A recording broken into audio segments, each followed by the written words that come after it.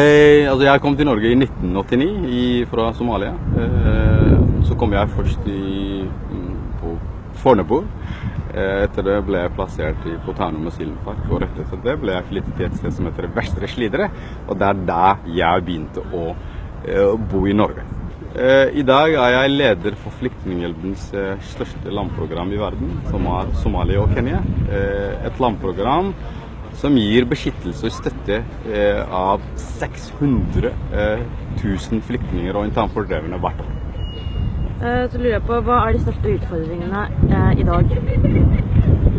Største utfordringene vi står overfor, det er vi jobber stadig vekk i et av de mest komplekse humanitære situasjonene, det vil si krig og situasjoner hvor sikkerheten er ganske alvorlig, og Flyktninghjelpen har direkte tilstedeværelse i områder hvor det er veldig farlig, og dermed skal man nummer 1 sikre på at våre ansatte er trygge, og samtidig gi beskyttelse til folk som trenger.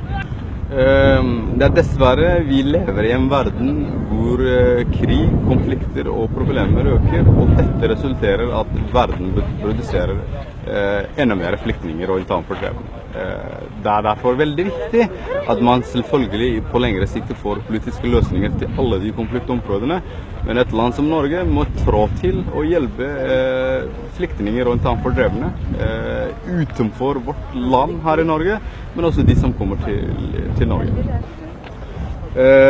Det er meget oppmuntrende at Hennes Majestet Dronningen er meget engasjert, og hun setter seg virkelig inn hvordan folket har. Og dette har jeg opplevd i det dag, og det synes jeg er noe man kan være stolt av. Takk.